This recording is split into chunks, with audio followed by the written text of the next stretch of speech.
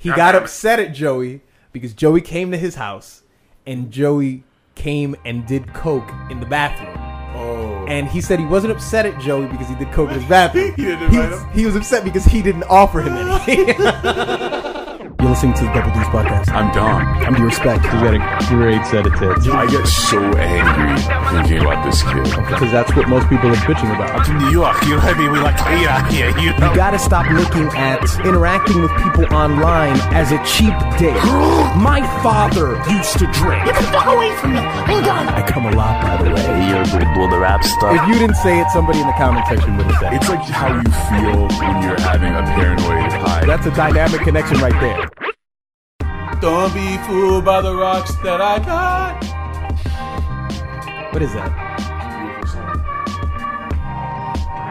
You know, now that we are in the same room, I can now belittle you for singing things like that. But I'm gonna wait until we until we get into that. Yes. You're listening to the Double D's podcast. I'm Dom. I'm DuRespect. We're going to get into a lot of things. We're going to get into the intimate evening with Anthony Fantano. We're also going to sort of do reviews on two songs that we heard from two artists who attended the event. Yeah. And we're going to get into a lot of other interesting themes. But how are you, sir? I'm all right, man. Good. Doing good. Good. You already know how I am. We've been talking for the past few hours. Oh, we get a reset now. No, there's no resets. That's fine. Well, you're in New York City. I'm doing good. I'm doing fine. Okay. That seems too clinical. It seems like a show with like an NPR thing. Like, we were talking with DuRespect today about how he feels about his music career and how it's happened. Can you imagine doing a show like that? Like, DuRespect, you've had a career in 20 years on YouTube. I'm probably way too close to the mic, I realize. Right now, way too good. Well, the one thing that picked it up really well when I was in. All right, go ahead. The one thing that I don't want the bed to like. I hope the bed doesn't become. I only have one chair. I have one chair in my bedroom here, and Dom's sitting on my bed, and I just hope he doesn't fucking bounce on it. That sounds very homo, but I hope he doesn't bounce on it so much where you hear the springs. Can you hear that, listener? Can you hear that, listener, in the future? You probably can. Yeah, maybe you can. What was that rap song that was all... the beat was... in the mall. And my bar. Shit. Garbage. Oh, yeah. Give me your number. And I'll call... I think it was Give like me Cudi. That butt. Oh, that's what it was. That was the song. That butt? That was a Kid Cudi song, I believe. It was... the bed spring out joke. Oh, the bed spring... Oh, okay. Yeah. Did we talk about the Kid Cudi "fuck you" thing? And he was doing that concert. What was he doing? And he was opening for Outkast. Actually, yeah, he was opening for Outkast. Remember? No. It was Cudi, Gambino, and some other dude. Kind of popular act. They were all three were opening for Outkast and ATL, and Cudi was singing "In Pursuit of Happiness," and he was like, "Fuck you guys," because he thought they weren't too hype. They weren't hype enough. Even like they're not even there to see. Because everybody's got to kiss Kid Cudi's feet. He's depressed, man. You know what this calls for, right? Yeah. Kinda depressed. Singing in the concert. People not giving me props. Give me my props. I only care about my mother and my paw. My pups. I'm obsessed with that one song. That one song where he said, "I only care about my mom and my paw." Something like that. He said, "Like I only care about my mother and my father." He said something like that. My mother and my paw. No. I think that was. I'm not even gonna look into it. No, I'm not gonna put my hands on the fucking keyboard. Yeah, you see. Now we're in the room. Now you see, Dominic. You see, this is just a regular keyboard. Just I hope you hit a key that just deletes all your files. Wait a minute. Just see the tap. You know, just simple. Nobody hears it. It's subtle. It doesn't interfere with the course of the podcast. Maybe I need a lighter one. That's probably what I need. Yeah, just thump. You have one of those compact keyboards, don't you? No, man. Because the compact ones are the ones that I can remember. They're like, I have a wireless keyboard, a regular Logitech wireless keyboard. Maybe I'll look for a softer one. Logitech is the shit. I do have the Logitech mouse, which is much better than the Mac mouses. They make good shit. Yeah, they're really good. But Dom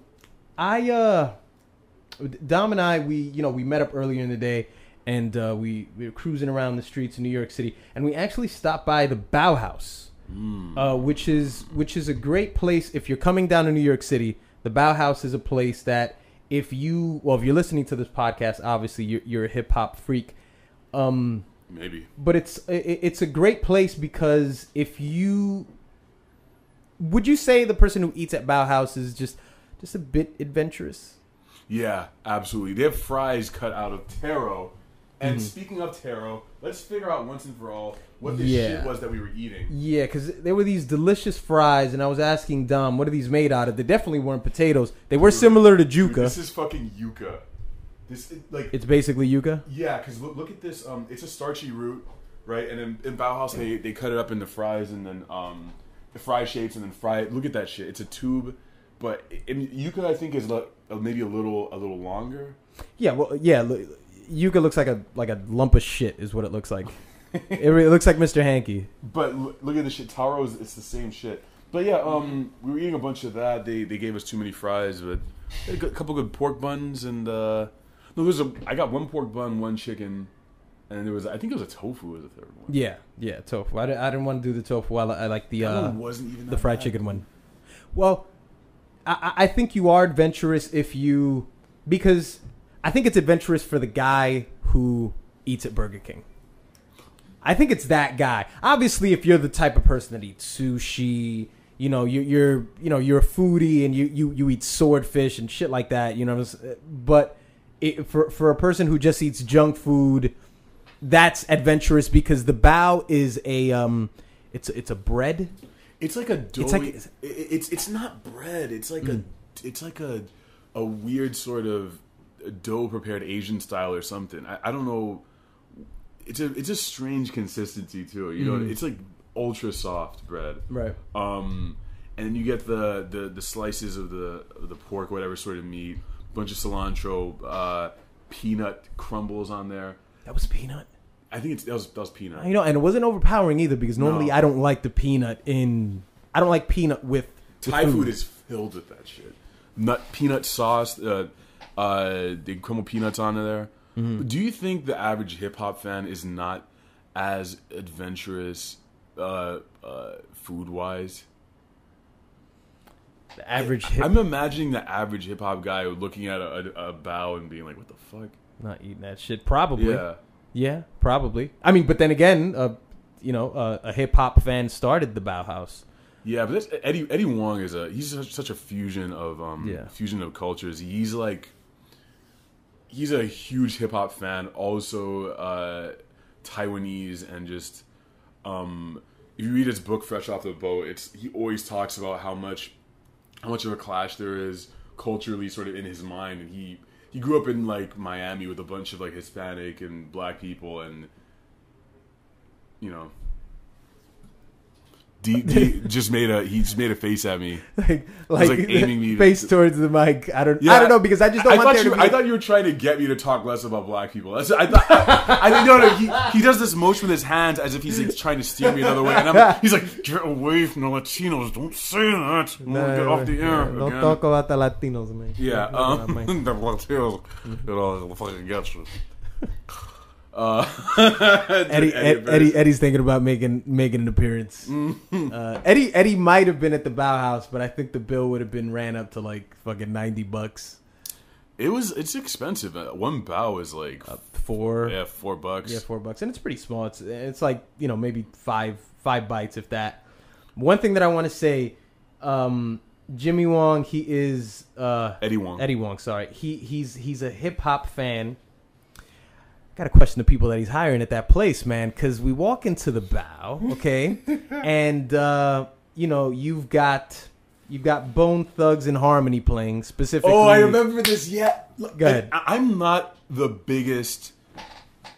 I don't consider myself a huge hip hop fan. Like I can't tell you like about Cannabis's albums and shit like that, but I know most of them are shitty. It's okay. I could tell from like a cadence of a rapper, like, and you tested me later. Mm-hmm. You tested me by asking me like, "Oh, who is this?" And I was like, "It's Fabulous," because I heard like one note, yeah, like that.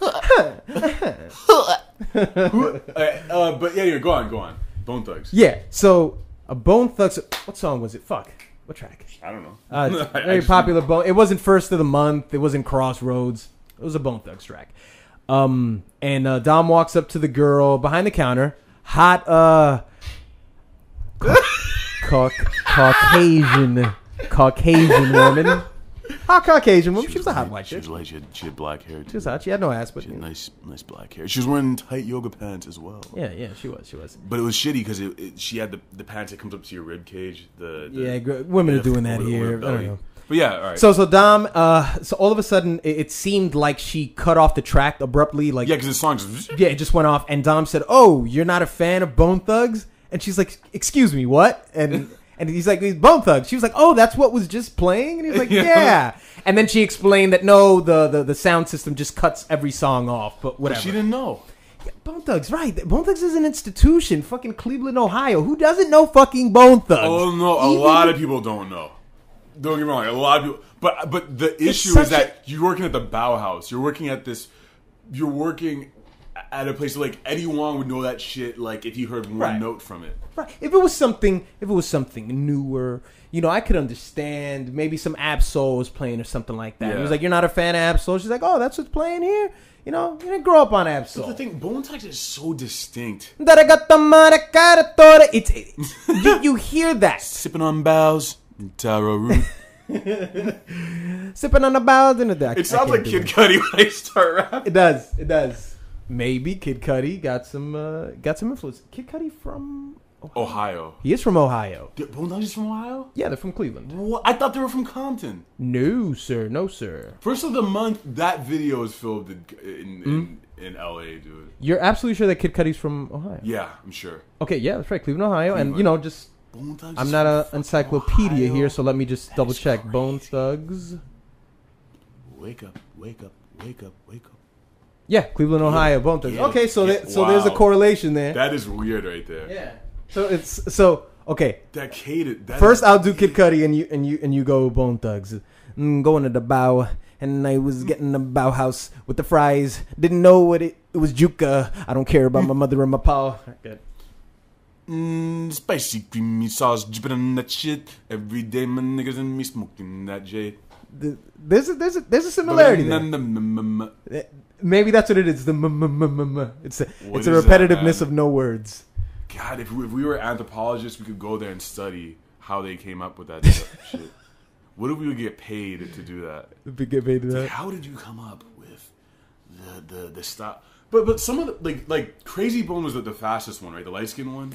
He was. Yes. But they all did it though. They all had different speeds. Yeah, they all had. But it was always that same shit. But you compare it to something like NWA, and they were a little different, right? Like, yeah, the NWA was very standard. Jay didn't sound like Eazy-E. No, but Eazy-E, you can tell, was an influence for Bone Thugs. He was an influence, because he had that same upward inflection, motherfuck Dre, motherfuck. It sounds like it sort of sounds like Eazy. I could see a lot of similarities there. I could. I mean, over in the East Coast, man. I mean, if you guys remember Jay-Z earlier in his career, where he was basically doing, sort of the style that everybody was doing on the East Coast at that time, which was like sort of the Vushnikin style. What?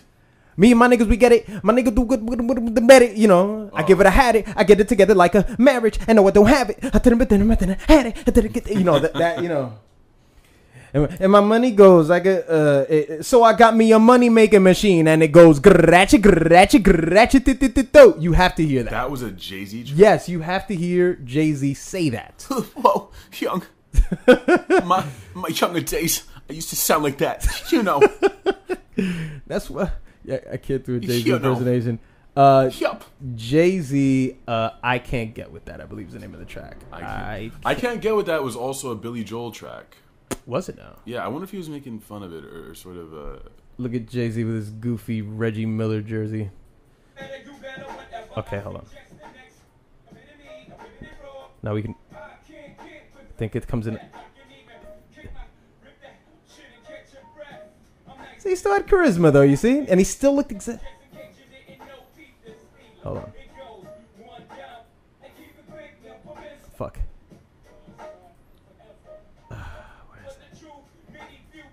Now I gotta find this shit. Oh, there we go. Okay.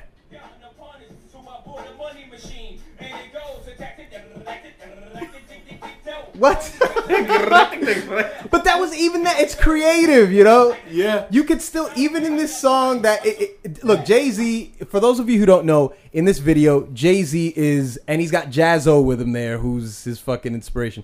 Jay-Z's probably in front of Marcy Projects. It's just your regular run-of-the-mill rap video. But you got this guy over here who's doing the noise of a money machine. There's got to be something said about Jay-Z's creativity that you don't get from the common rapper rapping in front of their projects, you know, even today. So, come on. And he did it so smoothly too. He did it. It didn't sound nearly as cool as when I did it. it sounded funny when you first said it, but now. But it sounds cool now. Yeah. It just sounds cool. Yeah, yeah. Damn, dude. It was beautifully executed. Look at him right on in his car trying to be cool. He looks so young, right? To exactly be fair, that dude is aging really well. Yeah. JC looks like he's been sucking on some baby blood or something. Yeah. But Illuminati. This Bauhaus girl, it must be just have cute chicks in there.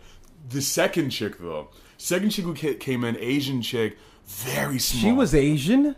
Was she Latina? I thought she was white, man. Nah, dude. Oh, she wasn't? Okay, I probably didn't get a good look. Okay. I got a good look. Okay. But she had a long mohawk, ultra red hair, tats everywhere on her neck.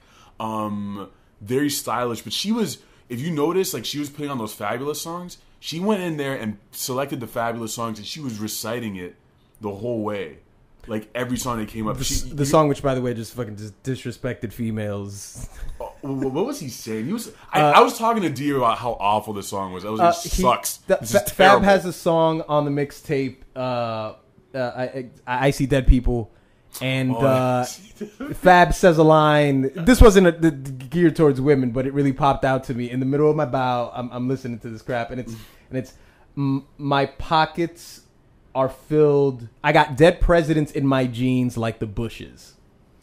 Which at the time when I heard it, I was like, all right, that's a little, you know, that's he did it. But you know, I see dead people. I see, you know, dead people, dollar bills, and you know, whatever. But she was very enthusiastic about it. I mean, so she knew her shit. Maybe it wasn't all of them, but are there a lot of other places like that, hip hop joints around here in New York City? Not that I can think of. I mean, because you think of Eddie. Eddie's such a young guy. If he's not under 30, he's what, 30? He's like just close to 40, just like, but not much of a 40. Young, you know, young, ambitious guy like that. Wu-Tang, all that shit. He grew up on that. Yeah, stuff. so I don't know if there's many establishments like that, but it's just what the city's turning into. It's food culture's just running rampant, and he'll have a show eventually. I think he make an appearance. He has a show called Fresh Off the Boat from Vice. There you go. Amazing show. Okay. I thought he made an appearance on Bronson's. He didn't. Fuck That's Delicious? Yeah. I don't think so. He, he should if he has. But that would be amazing. Fuck That. Have you been watching Fuck That's Delicious? One episode of it. Good. The first one. His cousin's an asshole. His cousin Bronson's. Yeah, some guy. He's like your obnoxious friend that you're tied down to, like you can't leave him. Mm-hmm. But he's like walking up to girls. He's like, "Hey, you guys are beautiful. You want to say yeah." And he's in the middle of a meal. He's like, "Yo, this food better be good, man." He's talking to like the head chef, and Bronson's looking at him like, "You motherfucker, asshole." Hey, but he keeps him there because he's entertaining. I guess. Danny Brown was on an episode of Fresh Off the Boat when he went to Detroit. It's pretty interesting. The place is just a shithole, man. Okay. So, Eddie on the show, he tastes food, he goes to locations and tastes. The interesting part, though, is he's always been interested in, like, the revitalization of urban populations and sort of... He doesn't seem anti-gentrification, but he's also... You'll notice this trend when he speaks, and he's like... He seems to be very concerned about... I don't know how to say indigenous populations in urban areas, but sort of like if you have an area that's been populated by Dominicans for the past 50 years, he's concerned about like how do they make more money for their economy and make it so that they can have more of their own So he have Dominican-owned establishments, right, stuff like that, okay. and make it so that they don't get their asses kicked out by the rich people coming in, which always seems to happen. So he'll talk a lot about that sort of stuff, and he was talking about that in Detroit too, which is over there. It's just fucked economy, man. Yuck. It reminds me of that Cleveland song. You remember? Come on down to Cleveland time, everyone. Under construction since 1880. I won't play it. Wait, was it in Schoolhouse Rock? I don't know what that was, but Couldn't have it's just an old audio that I heard. It's I'll get you some more water if you need some. Actually, I have those beers. I have beers in the freezer that expired. I think we're gonna taste test today. We're gonna taste test it. I think they expired. We're gonna fucking die. September 1st. Okay. So it's just a little over a month. Oh, Jesus. Well, I just kept them. It's the carbonated. They're still in there. They were in the freezer. They were in the fridge, right? No, they were on the side, and I threw them in the fridge when we came into the apartment. All right, let's so we'll taste it, and see what happens. Hey, look, if I hear psst, then I'm drinking them. I don't give a fuck. Look, listen, it's bad enough that we're drinking alcohol and we're damaging our liver with that. If it's fucking expired, who gives a shit? It's that sort of logic. I remember that old Mark Maron routine. This is the first time I saw Mark Maron on stand-up. This was years ago. I think it was on Showtime before the fucking internet, anything.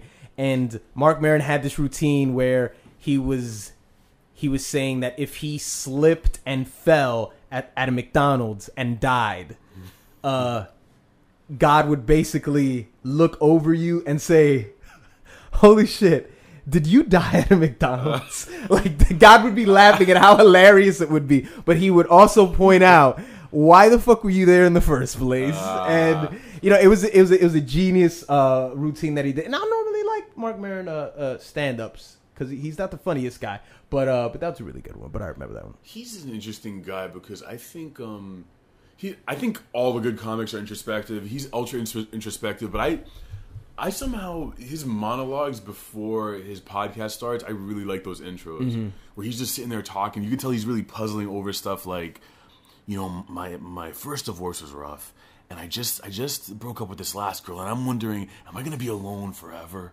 You'll hear him talking to this like ultra raw, like straight from the heart, like I don't know what the fuck I'm doing here, all that sort of stuff. I really I like that stuff on his podcast. What do you think about the fact? Mark Maron, for you guys that don't know, Mark Maron is a seasoned comedian. He's got a great podcast called What the Fuck. So Mark Maron interviews people in a very intense, and he does it it's just like a chronological thing. Like, okay, so you made it after high school, so then what happened next? Yeah. And he'll just go step by step. Tell me what made you in your life, basically. But the thing is about Mark Maron is that he won't hide the fact that he's interviewing a comedian that maybe at some point he was jealous of or he didn't like. I love the fact that Mark Maron is like, his insecurities, like he wears it on he's showing you the wounds. He's showing you the really nasty shit about him. Like, absolutely. Like, back when I was doped up. And he had this really good Louis C.K. episode where you listen to that one? I believe I did. What part? He's talking about how he and Louis were friends for a little bit, and at some point I think they just Maron just got really paranoid of everyone, and he kind of pushed him away out of his life, and they kind of hated each other, and they eventually reconciled 2 or 3 years ago, and Louis came on the show, and they were just talking about how weird it was. He's like, man, we just weren't friends. He's like, I was an asshole to you. Like, why would I do that? It's really weird that I would do this to a person. But yeah. Do you think he's ever too open with his feelings? Does it ever get I don't think so. No, I don't think it's possible. I think if he's just gonna be this vulnerable thing, just be that and just own it, because nobody else. That's what makes Mark Maron unique, in my opinion, and just how intense he is. I don't remember ever hearing anybody behind a mic, in broadcasting that's that intense.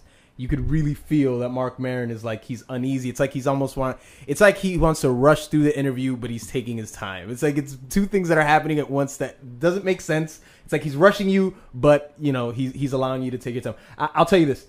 What I like was the conversation between him and Joey Diaz.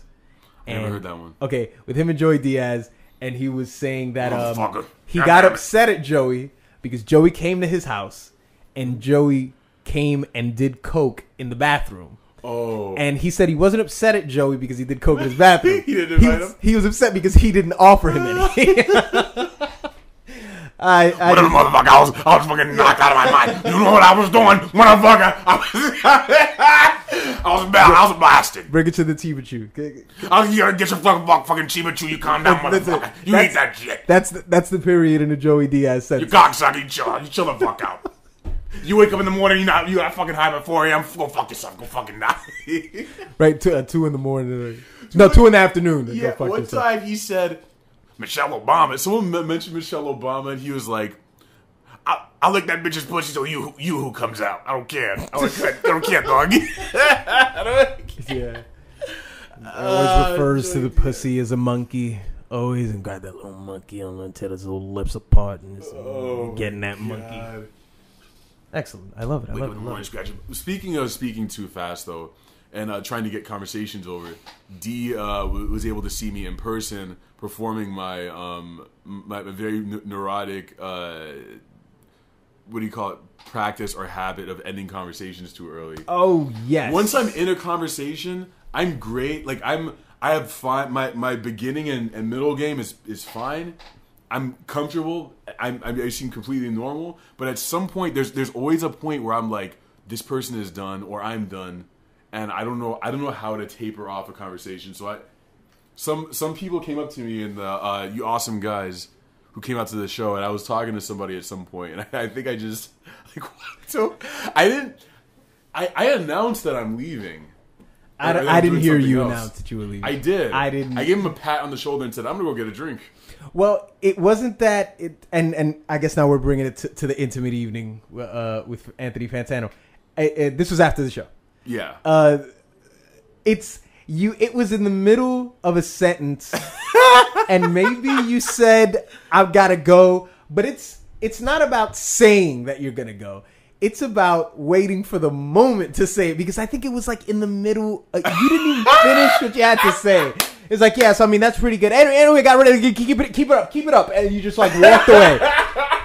And to this person out there, and we will be reviewing one of his tracks. His YouTube handle is Jimmicake. You know, and when this happened, I basically reminded him, because he's a listener of the podcast. He's probably listening right now. And, you know, I reminded him that, you know, Dom, this is what Dom says he does. And then he looked and he said, oh, yeah, he does do that. Yeah. And it was a great moment because, you know, Dom is true to form. He's not bullshitting here. Forgive me for my transgressions. He's not bullshitting here. How do you end a conversation? Like, how do you taper it off? I don't even know how to do that. Well, you know, I guess you've got to give it... You've got to give some room for uncomfortability because I think, and I could be totally wrong about this, because the source of the relationship it's binded by the internet. So you never had a conversation with this person. This is not because it was. This isn't just an internet thing. So you would have acted. No, I noticed that you told me that you come out of conversations. Yeah, you know that. But was it as bad as a normal person that you meet on regular terms, as opposed to or was it pretty much the same? I think it's standard. It's the same. Yeah, Dom's got Asperger syndrome. That's what it is. Yeah, Asperger's. Yeah. Is it hard? Guys with Asperger's probably have trouble getting girls, Yeah, they probably do things like that. I'm sorry. It's like no, it's much. No, it's different. not. It's It's like you look at people, you don't understand social cues as well, or like emotions, or you. What's the other thing I do? Like, they'd probably be more likely to talk too much. Mm-hmm. And again, that's the worst thing to me. A guy who talks too much. Why would you want to be that guy? Okay, spell test here, Dom. Asperger. Aspergers.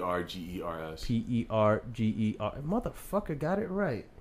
I'm smart, man. You don't know me. Okay, we're gonna. Did Algebra 2. Why'd you go to the Asperger's Institute? Just go to Wikipedia. Well, it was the first clip that was there. All right, talk to the people for a second. Right, Asperger's syndrome. Have I known people who have that problem? I think. No, talk up the meeting with Anthony. I don't want to talk. It was good, man. Really good turnout. There was about I think 100 people there.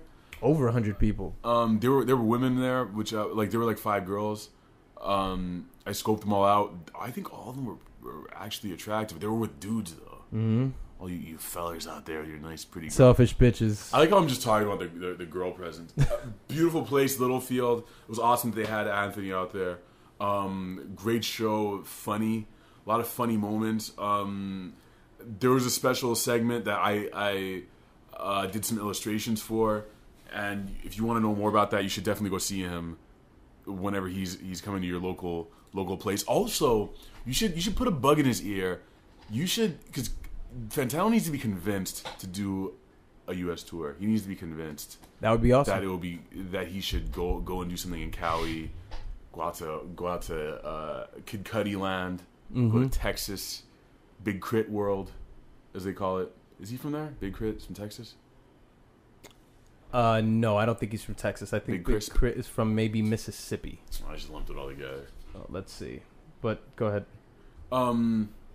Yeah, he needs to be convinced to do more of these. Yes, really Mississippi. Fun. Oh, Mississippi. Can you spell Mississippi without any eyes? No eyes? Yeah. M S. You just take the eyes out. You're saying M S S S S P P MISSIPPI. Get it? You see what I did just say? Yeah. He covered his eyes, and he expected the listener to know what he was doing. Get it, dude? Get it? Eyes. Anyway, why are you looking at a Confederate flag right now? That's not on their official flag. I didn't know how to spell Mississippi, so I looked it up and oh boy. Okay, so right, so the Asperger's syndrome thing, the moment's over, but okay, Littlefield was an awesome event last night. It went down. Intimate evening with Anthony Fantano. Yours truly was a part of it. Dom was a part of it. It was a great experience, man. It was great meeting some of you guys that listened to the podcast, and it was just great chopping it up with Anthony on stage. We had a discussion. Is it possible for a foreign rapper to reach superstar status in the U.S.? And when we mean superstar, we don't mean. You don't mean. I want to shit on somebody. Hold on. Let's see. We don't mean.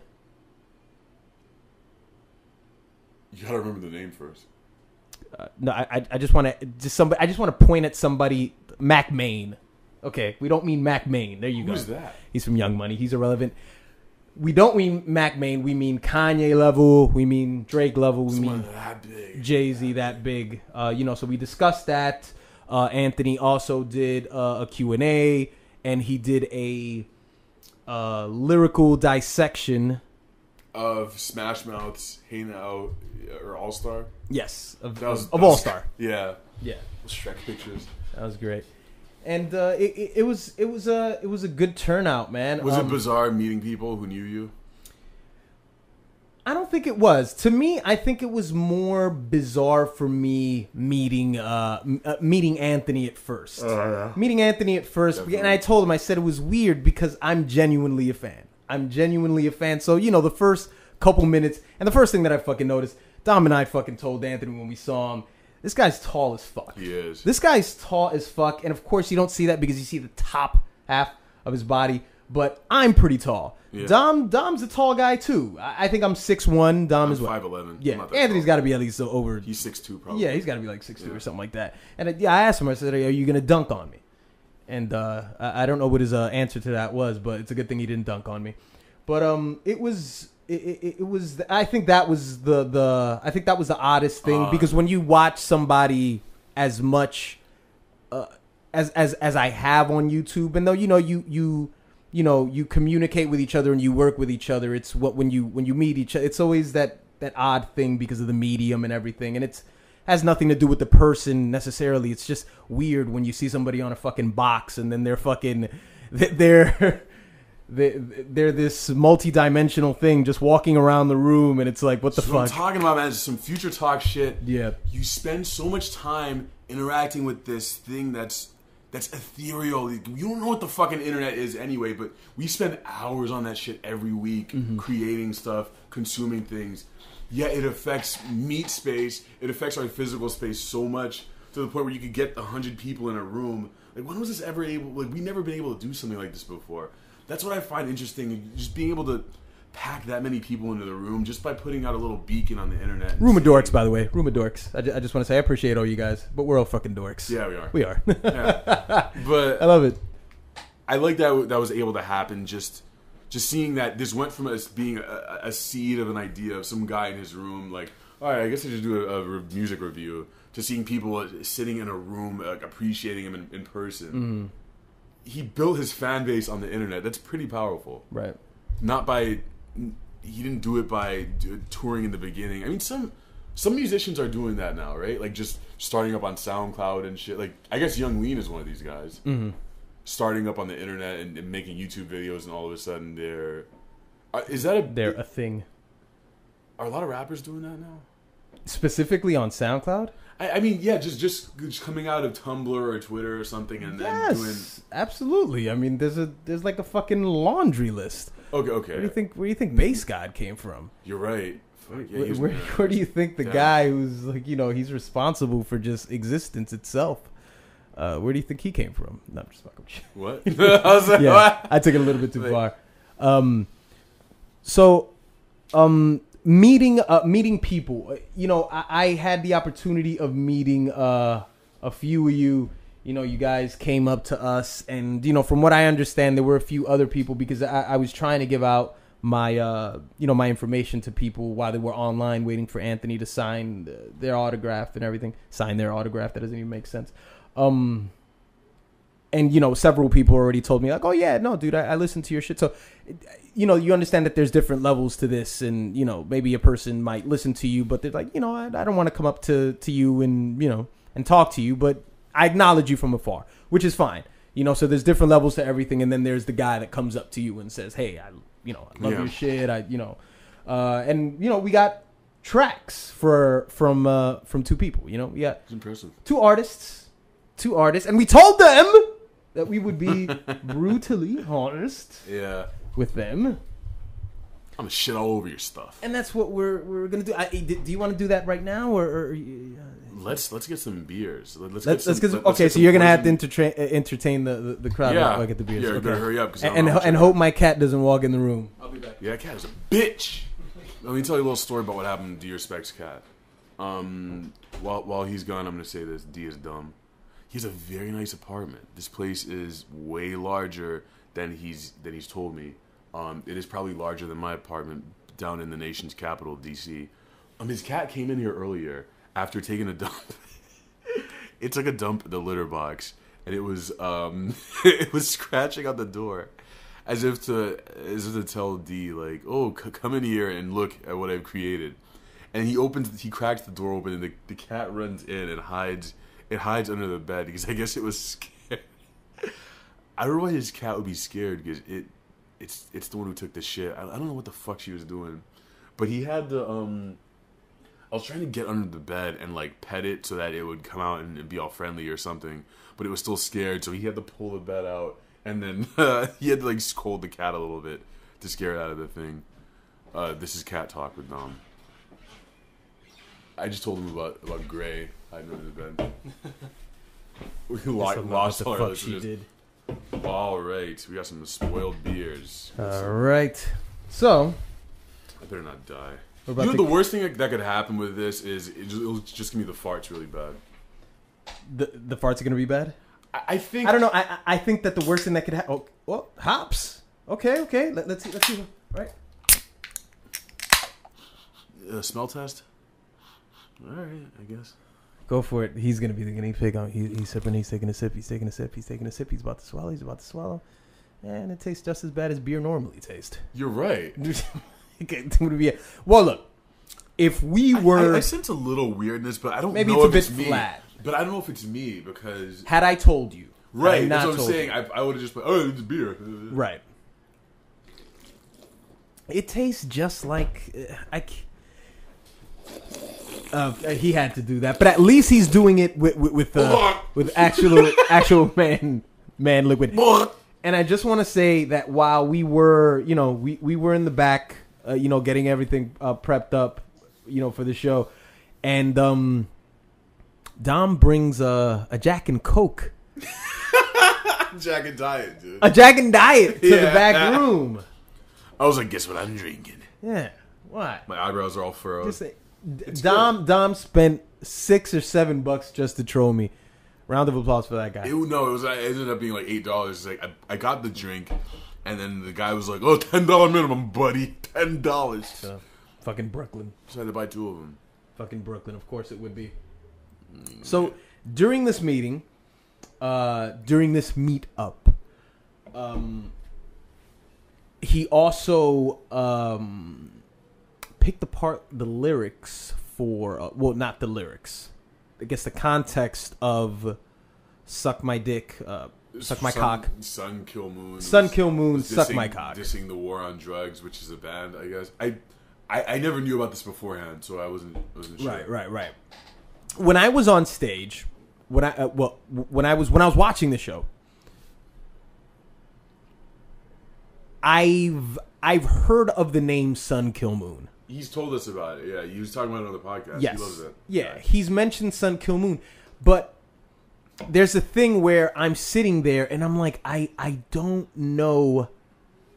I don't know if by the name of the song, I thought it was a real song. I didn't think it was a real song. Like, I just thought that it was just. And the crowd, obviously Anthony knows his, he knows his crowd, because everyone in the crowd, they were like, oh yeah, fuck yeah, talk about this song.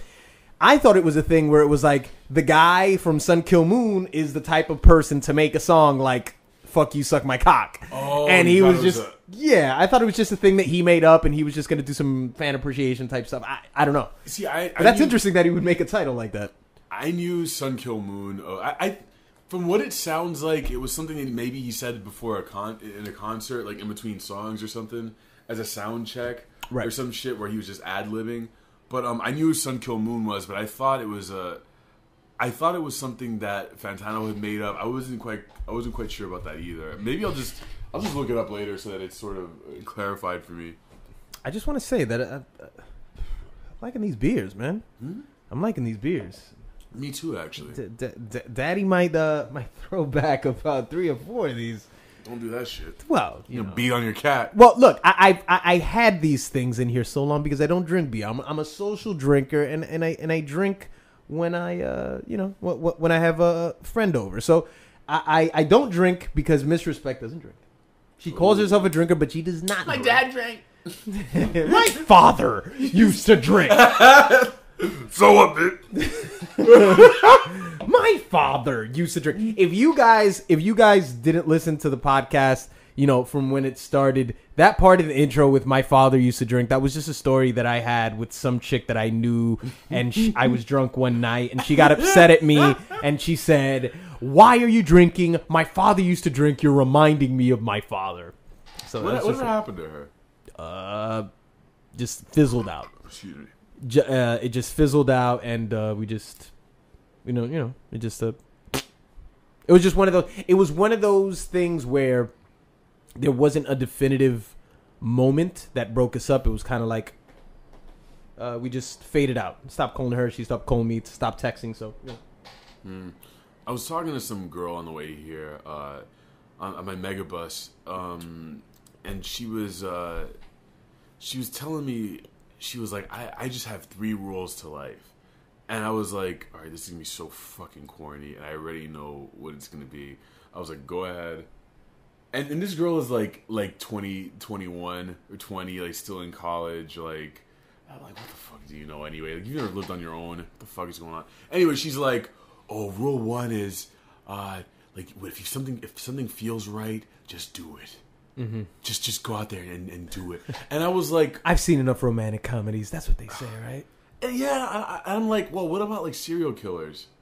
I'm like, Well, I think that goes without saying. It doesn't go for serial. Really, I guess. I mean, But to them, they feel like. But all right.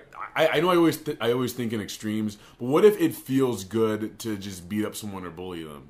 Like, what if you're just all just maladjusted? And she said something really weird. She's like, "Oh, serial killers are just gonna do that anyway, so it doesn't matter." And I was like, "What? What?" That's what I said. And her second rule was like, "Kids bop." I'm sitting there in the room. Oh, God, this is hilarious. But she said, if you're in a relationship, it's not hell yeah, you should just get out. I know, right? Yes. I just looked over at her. I was if it's not hell yeah, you're never. I love this. You're in the rain. I love this woman. Do you remember that Jared commercial? I hate Jared. But that Jared Subway Jared, yep.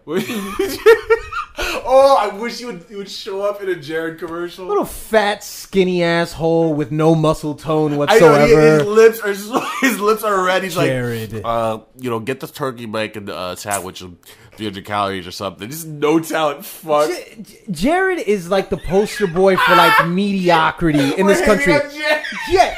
You know what? We might be 5 or 6 years late, but I just want to say that, okay, Jared lost weight because we saw the before and the afters. Yeah. But why the fuck is Jared the poster boy when he has like he lost weight and he looks unhealthy? Yeah.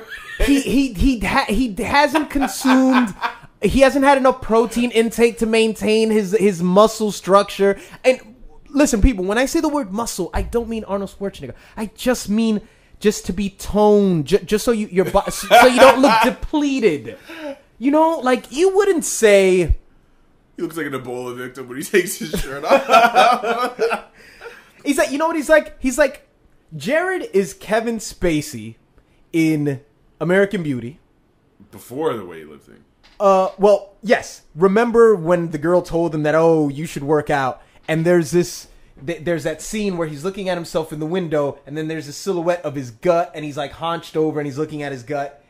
He looks like Jared. That's what Jared looks like. Yeah. So it's like, yeah, Kevin Spacey is probably a naturally small man, but it's like, why is Jared being congratulated for being mediocre? You know, and I'm not even asking for Jared to put on muscle. Maybe just do some push-ups, dude. No, think about it from an advertising standpoint. What if it's intimidating? It's intimidating. Like, what if he turned into fucking John Cena? Yeah, and what if he got really big? Would people be like, I can't do that? You don't become John Cena without taking illegal substances, sir. You don't get that big. Huge. Yeah, he's easy buggers. You don't think he's not on steroids though? John Cena, the champ, would never do that. Always believe in yourself. Never quit. You can't see me. It's definitely possible. I'm pretty sure John Cena's taking something. Yeah. Sorry. Gross. People have this misconception about steroids. It's very possible to take steroids. You just have to take them for a certain period of time and then cycle off of them, and just make sure you're taking the right supplements, because then you have to cycle off of steroids, because if you don't, if you take them for a long period of time, then your body's depending on steroids, and then immediately when you stop taking it, you turn into Jared. You turn. You literally turn. You turn. The face, everything, right? Welcome to Subway. Get your Black Forest ham cheese. Right. So you only do it for a certain amount of months, and then you stop, and then you keep making that flow go. That's why you see a lot of these wrestlers that they're 40 or something like that, and they look like shit. Who was the last one that I saw? Was it Diamond Dallas Page? Triple H looks great, man. Oh no, he's an example of good. He probably did it the right way, but Diamond Dallas. Man, which one of these guys was it? I mean, I'm not gonna go into that, but anyway, yeah, fuck Jared. That's all I wanted to say. Just fuck him and his fucking mediocre body. As a nutrition expert, I will ask you. I'm not an expert. If a woman took a bunch of testosterone meds, would her clit grow into a penis? If a woman took how hormone medication work, I don't know. I know if you take estrogen as a male, like a lot, you get bigger tits and your voice will go. Right. But with a woman, you get gynoclimastia. Yeah, but I think women will get like hair, facial hair, and their voice will go deeper. Right. Do they get dicks? I don't. That's probably- I don't think. No. You'd have to. That's actually a really dumb question. Do they just grab? I think the beer's working. But you just took 2 sips, so that's on you. That's No, not this on thing's the halfway done. Okay, well, keep I drinking. took 3 sips of beer and I'm asking. Hey, look, about you ask 3 stupid questions like that. Now you're down to my level. So let's sips. let's do it. But the thing is I'm drinking, so you're gonna ask stupid questions, and my answers are gonna be even dumber than your questions. So. Yeah, we're 1 beer in. You folks tally it up. Would be. I don't know exactly. I mean, I know you can't grow a dick, but I don't think. I mean, a lot of people think that like testosterone boosters are bullshit. They don't. What does it do to a dude? Like, no, I know as a dude. No, wait. Don't testosterone boosters make your balls shrink?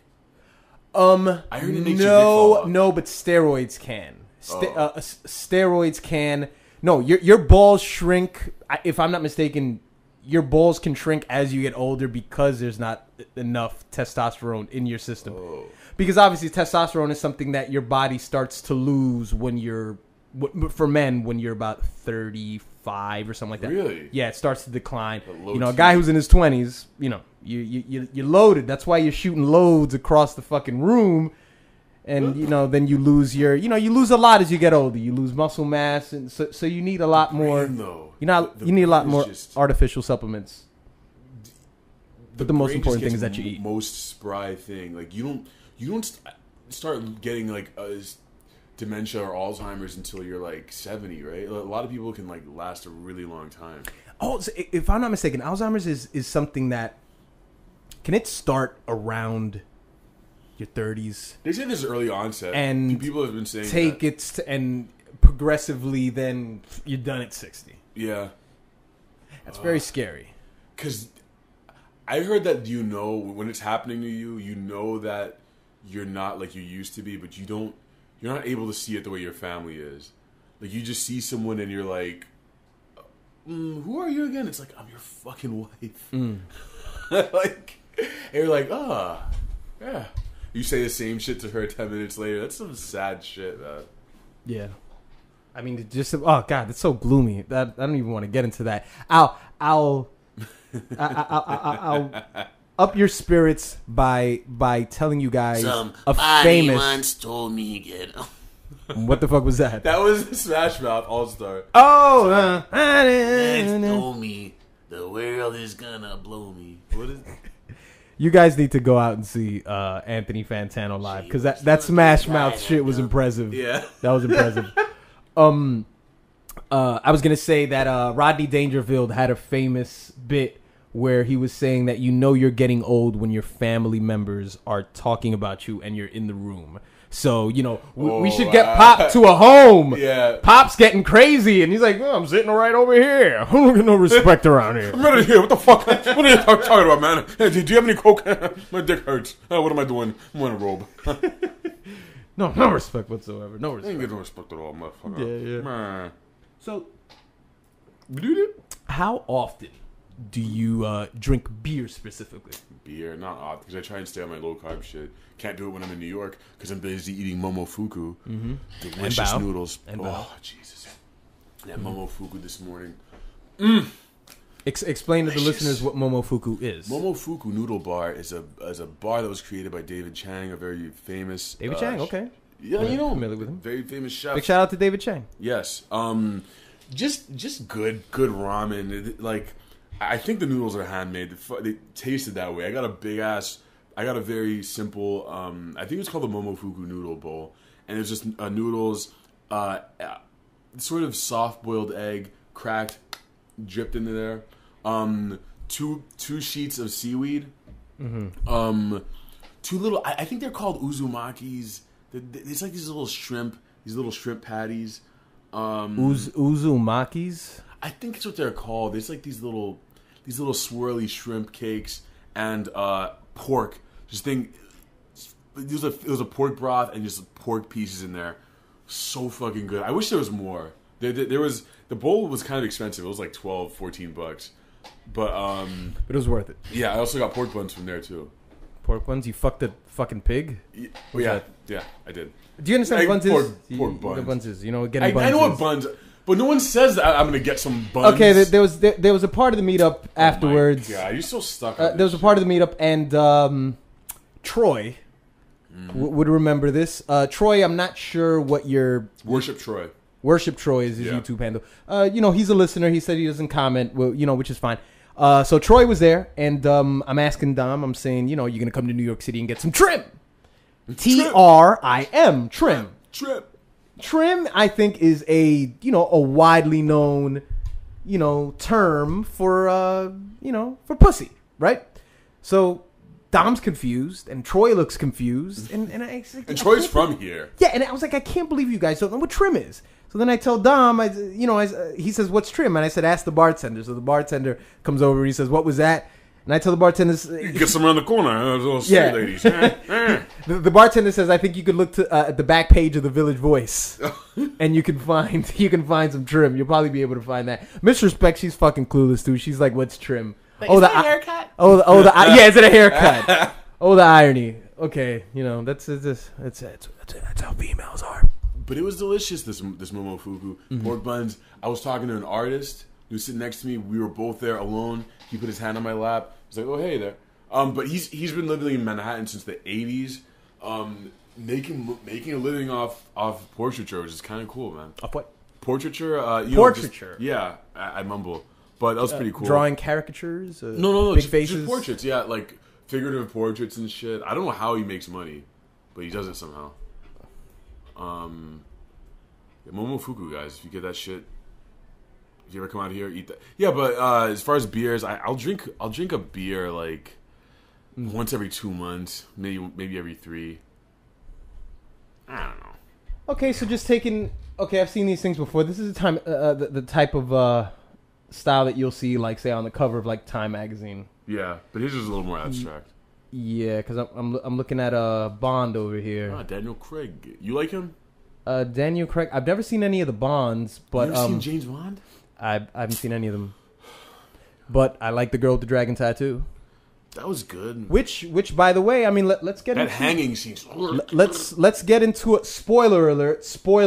And the only reason why I say, let's get into this is because I'd like to see the movie, but not too really enthused. You told me that you saw Gone Girl. Gone Girl, yes, I saw it. Yeah.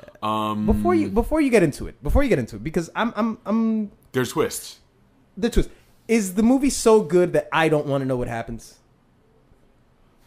Oh, this is a tough one. You know what? If I tell you, you're gonna be less interested. I want you to at least not know. Because you probably... It's one of those movies, you'll only watch it once. You can only see that twist one time. You're never going to do it again. Like most David Fincher movies. What else has he done besides Dragon? I think he did Dragon Tattoo. Well, the only one that I've seen over and over again is, Fight Club. Oh. 7. No, you can watch 7 again, though. You can't watch 7 again? I don't know. I don't think... Fight Club, yeah, Tyler Durden. That fucking movie. We'll get back to Gone Girl, but like that ending where like, oh, they're holding hands and the world is exploding. It's like, shut the fuck up, man. This emo shit. I can never watch Social Network again. Was it good? Never saw it? No. You never saw The Social Network? No, man. I wanted to. I know. Yeah, that's very odd that you've never seen that movie. We're gonna go ahead. Speaking of Social Network, Jesse Eisenberg is going to play Lex Luthor in Man of Steel. No, in Batman vs. Superman. He's going to act? As Lex Luthor, yeah. Why? What do you mean, why? Because he's Lex Luthor. Oh, Jesse, I'm sorry. I thought it was Mark Zuckerberg. I'm sorry. No, you thought Zuckerberg. Hey, I thought it was Mark Zuckerberg. I'm like, for a second. Zucker's dumb hoodie. Yeah. That loser. Well, actually, Batman, I can't let you do that. See, because the algorithms of I said Batman, didn't I? I'm sorry. I'm sorry, Superman. I can't let you do that because the algorithms of it's not gonna work because in meat space. Look, you're making fun of me just now. No, I use the word that you said. He would say meat space. You joke right now, but think about. we've never had a villain that was like that. Some ruthless guy who was like wearing a hoodie, sitting at a laptop, talking like that. Usually, you get this really like attractive sort of villain like Loki from Avengers. I don't think we've had enough villains like that. Like really out there, sort of some like the villain that Jesse Eisenberg is going to be like that. Yeah, I think he's going to be like super brilliant laptop a computer guy who's sort of like probably a sociopath. I mean, Lex Luthor is he's super smart. Whenever he wants to get something done, he doesn't care who dies in the process, that sort of thing. But that style of character who's like Superman, it's not going to happen because the algorithm, it's just not going to work, and he's like killing people while he's saying that. I think that could kind of work. It would be at least interesting. But Gone Girl, if I tell you, you're going to be like, okay, that's kind of a cool twist. Spoiler alert if you don't want to, Yeah. You're going to be like, that's kind of a cool twist, but you're going to be thinking about it while the movie's playing. The movie is about Ben Affleck. His wife goes missing. He doesn't know what's happening. While that storyline is going on, she's sort of, there's like a parallel timeline where she's telling you about, she's talking to the viewer about how she met him, blah blah blah, and that's sort of in the past. She's telling you how she met him, blah blah. It's going forward in time, and you know what's happening in the present when she's lost. Eventually, those two converge, and you find out the truth, which is it's shocking, blah blah blah. So once you do find the truth, it's like a friend described the movie to me as it's like a Lifetime movie on crack. Mm-hmm. So I think that was a really good way of describing it. It's a good way of describing it because I remember halfway through the movie, it was like I felt that Lifetime vibe. It's like, okay, this wife is kind of mad at her husband for something happened, and I'm like, what is this? Like not that trying to get the feminists in there a little bit.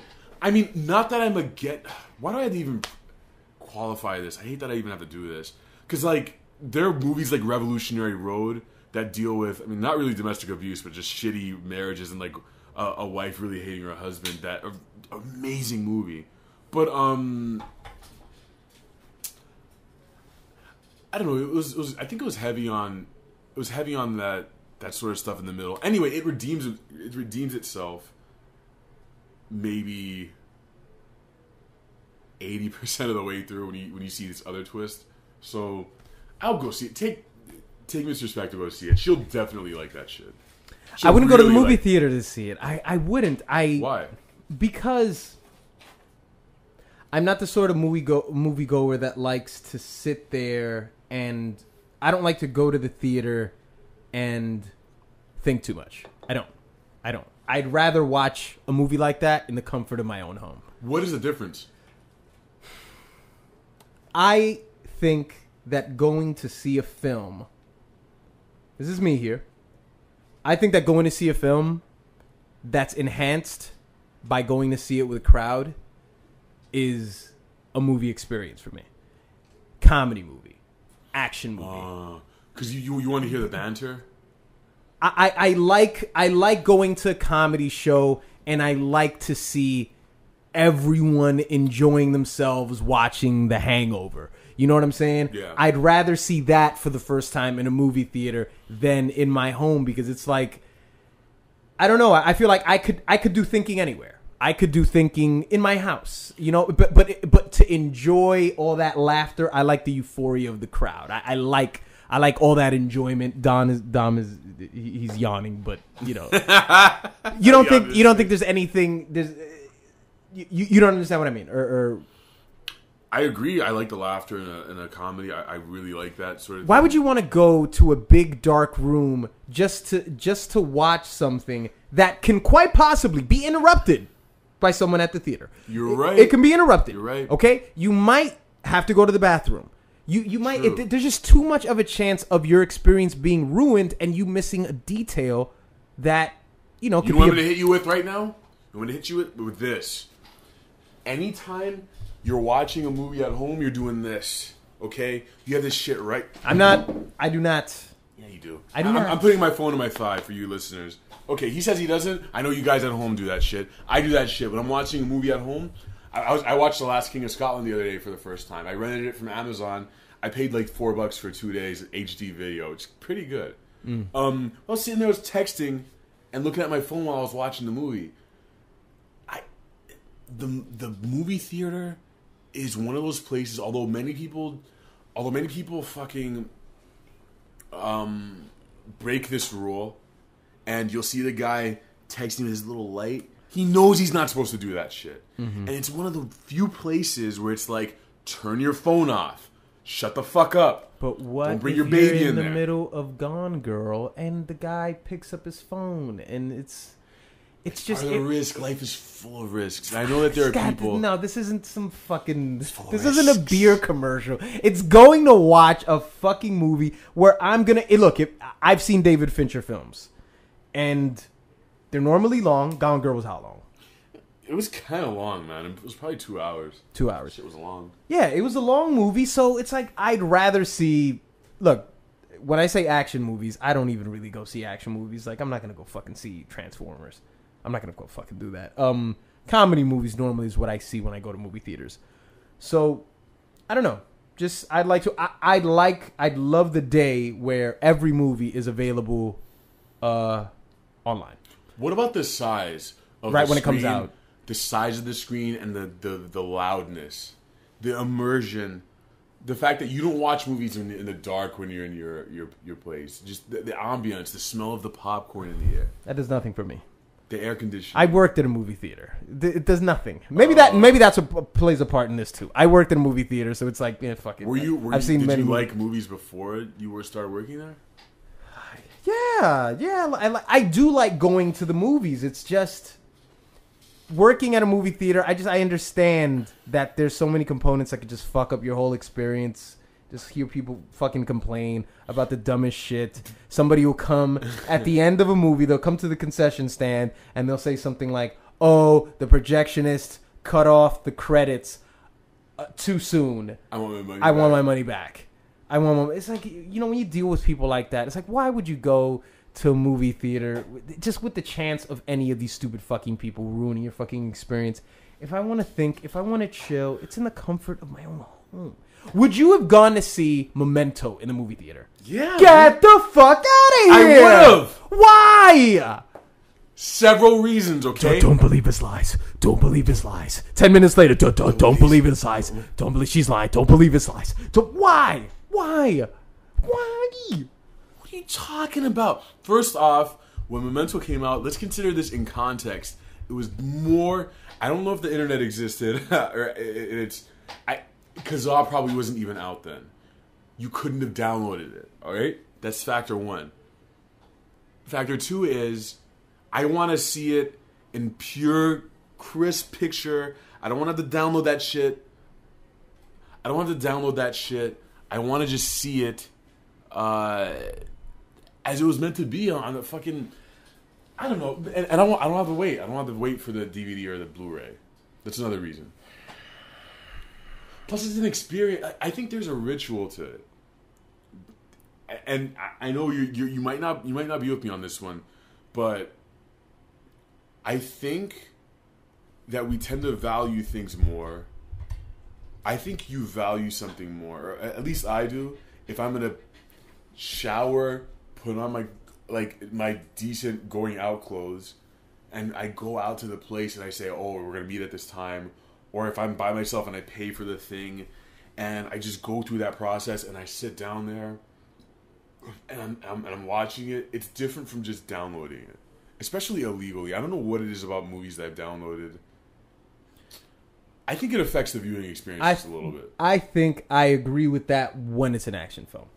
I agree with that when it's an action film, when you've got to hear those big thumps.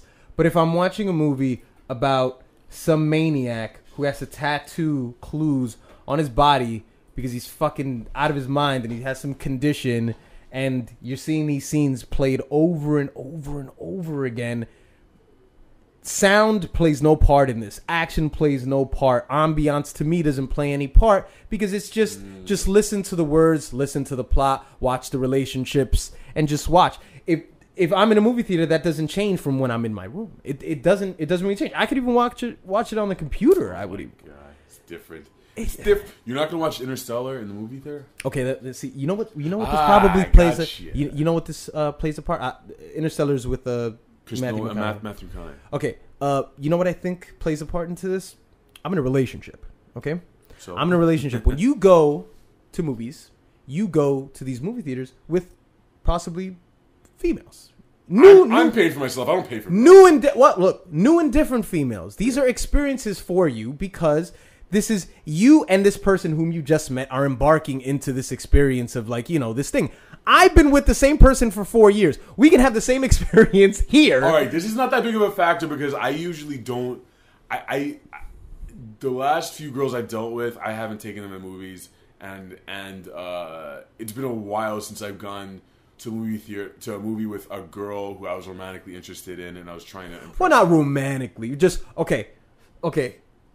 Earlier today, Dom and I were walking by some park, and we noticed these interesting little Lego setups. Around, there was this setup by Lego where they had a Superman, they had a Cinderella. It was awesome. Ninja Turtles, the Shredder was amazing. There were life-size figures of Man of Steel, Superman. There was it was a Man of Steel Superman. It was right. Go on. Oh yeah. In the middle of the Cinderella viewing, we were watching Cinderella, and then there was a couple behind us. I think you remember exactly what she had to say. She was like, it was a girl and a guy. All I hear is, the guy was like, didn't you dress up like Cinderella? You used to do that, right? She's like, yeah, I used to work at a camp, for kids. I mean, that's what they made me do. I didn't do it that much. She's like, he was like, yeah, you did. And she's like, oh my God. He's like, oh my God, I can't believe you did that. And I just follow. I know I'm making a sort of a goofy mockery of her voice and everything, but just pay attention to the cadence, and the content. It's like you could tell. And I said to D, I was like, these two are in the beginning of their relationship, and this is a little fun game you can play with yourself while you're playing with yourself. If you're at a restaurant, if you're anywhere in public, you look at the interaction between a man and a woman. Anyone who's in a relationship, try and figure out how soon, what stage of the relationship they're in, what phase, how long you've been together. So these two are obviously very, very new. They probably had not had sex yet because he was clearly trying to impress her and inquiring about the stupid minutia in her life. You used to work there, right? Like, Yeah. and he's like interested, and he's like, oh yeah, oh really? God, and when you've known a girl for a while, or you've had sex with her enough, then you sort of like, or maybe she just gets tired. She gets tired of your shit too, probably. Maybe I've had that as well. And it's not to say that you can't get enthusiastic with somebody when you're with them, but it's like the tone of his voice and her voice was that he was really interested in this stupid thing that maybe she did for 10 minutes of her life. Yeah. And she was very interested in reminding him and just confirming to him, yeah, I did that. And it just had this stench of optimism that was just so that makes you fucking vomit. We're gonna be great together. I love this guy. 2 years later, fuck this. I hate Brenda. It's fucking her stupid Cinderella story. I need to watch Blue Valentine. I think you told me to watch it. Yes. A lot of people have told me. And yes. I love that concept of you see the ending, and I guess it's probably pessimistic to look at things these ways, but this is going back to that conversation I had with Megabus Girl about how I don't believe in this thing if it isn't hell yeah, you're done. And it seems like the majority of a relationship is sort of this even note. It's like this. Any relationship is you're not oh, I can't believe I get to be with this person. Holy shit! Mm-hmm. maybe you feel really good in the beginning or something. How old is Megabus? I don't know. She's like 21, 22. Yeah, I got her number, but I don't think we're going to be talking. Yeah. It's one of those. But, yeah, like really young. And I'm like, I think that's a lie we've been told, that really your relationship's going to be like a fire in your nuts the whole time. Like, oh, I can't wait to get home to my wife. Mm-hmm. And girls will say, I've had a bunch of female friends tell me this. Actually, one female friend in particular will be like, I want to feel butterflies in my stomach whenever I see him. I know. Does that not seem like it's unreasonable? It's like I want so much. I want everything. Right. I think it was a conversation that I was having with you, where you said something about Jerry Maguire. I did? It was something about Jerry Maguire, and I was having a conversation with someone, and they were telling me that they think that when the whole concept of you complete me. Okay. Jennifer Aniston? No, you complete me. Yeah, Tom Cruise told that to Jennifer Aniston, right? Right. No, it wasn't Jennifer. It's Renee Zellweger. Who the hell is Renee Zellweger, as Dave Chappelle would say. The concept of you complete me, it really is. Okay. It's great in theory, but then it's an idea that tells you that you're not really anything until you attach yourself to another person. So true. You know, which is of course foregoing the cliche that we all hear, but is always true. As corny as it is that if you don't love yourself, you can't fucking love anybody. And of course, when you use a word like love, it sounds very rah-rah. But if you don't care for yourself, if you don't value for yourself, you can't value anyone else, which is the truth. So saying that you complete me is just saying that, look, it doesn't matter if I'm a piece of shit. It doesn't matter if I'm an alcoholic. It doesn't matter. She's meowing outside. Big shout out to you. She's codependent. That's what I'm saying. She needs me. You complete me, meow. But yeah, it's just saying I could be a piece of shit, but because I'm with you, I am whole. And I think there's a big hole in that logic. There's a big hole in that, and there's a big hole in that stupid bitch on the megabus. Fucking whore. For saying it has to be amazing. Oh God. And you got a number. Yeah, you got a number. Well, she'd probably seem like she'd be easy to fuck. You tell her a few buzzwords like, Destiny. Is that a DSC shirt? No, that's DVD ASA. Oh, wait a minute. I'm looking at your shirt. I saw your shirt a couple times, and then I see the D and the S, and I was like, is that DSC? Would that be douchey to wear a DSC shirt? No, it wouldn't be douchey. It'd be branding, sir. That's my shit, though. Yeah, exactly. Me wearing it. That's like having setting the example on a shirt.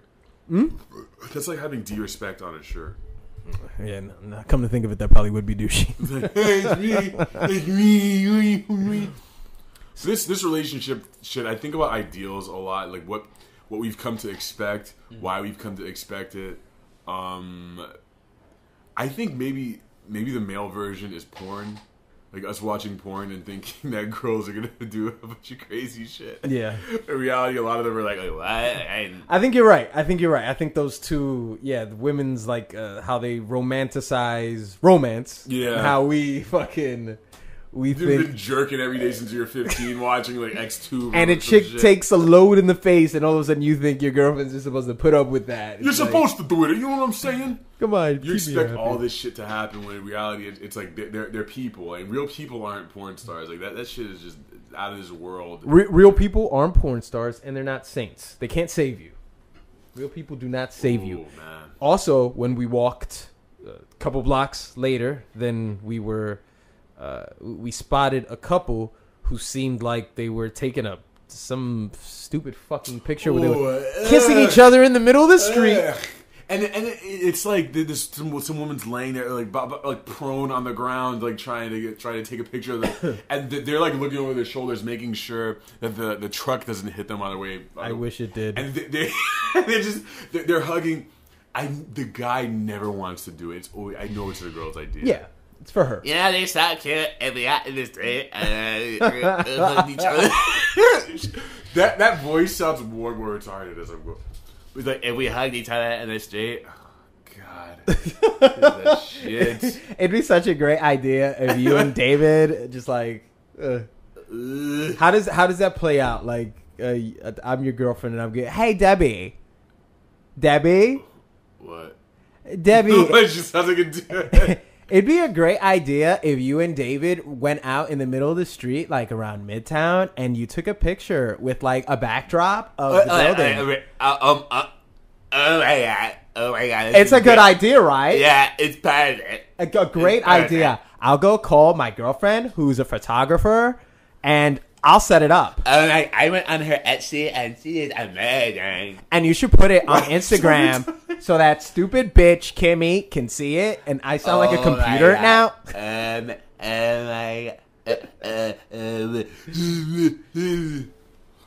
I think as we're drinking, we're just getting angrier, and I like that. I'm getting a little sweaty. Yeah. I like that. You know, girls. Well, I got take the pictures. fan on. The fan's not doing anything. It's for good. you? No, it's good. You know, girls take pictures of their wedding rings and put it on Instagram, and they want their friends to see it. Like, it's a competition with them, man. Mm-hmm. It really. They want the big wedding. They want to be the center of attention, and just they want that fat ring, and they want their friend to see it, and it's like, dude, I beat you. Mm-hmm. Got one. Right. My man is awesome, and you're still a bitch. Right. Yeah. Well, it's the American dream. I hate it. That's the American dream because you have to be asleep to believe it. What are you, George Carlin? Oh, fuck. I was just going to say, can you guys tell me who said that?